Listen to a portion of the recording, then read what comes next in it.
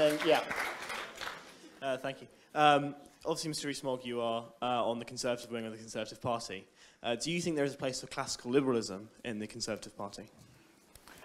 I might ask them in reverse order, because that is a very easy question to answer, because I'm probably more of a classical liberal than you think.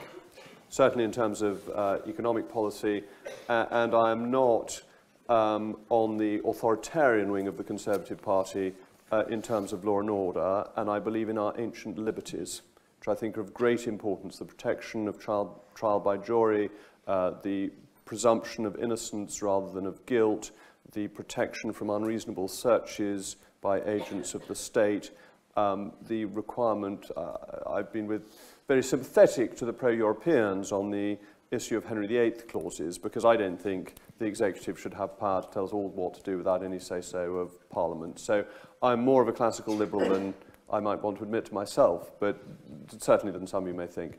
To come to the question of Christianity and the teaching of the Gospels, and your basic question, am I a Pharisee?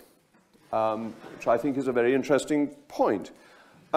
I believe that conservative solutions help the poorest in society most. Okay, let me tell you what I want from Brexit.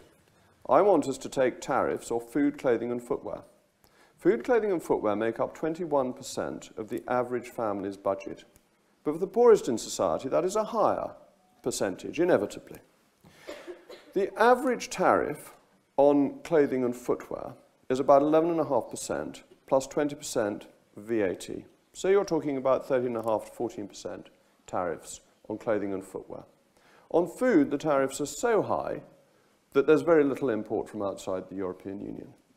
If you can make the 21% of people's expenditure, and it's more, as I say, for the poorest in society, 20% lower once you've taken off the tariffs and you've taken away the non-tariff barriers, that is a dramatic improvement in the standard of living in the poorest in society.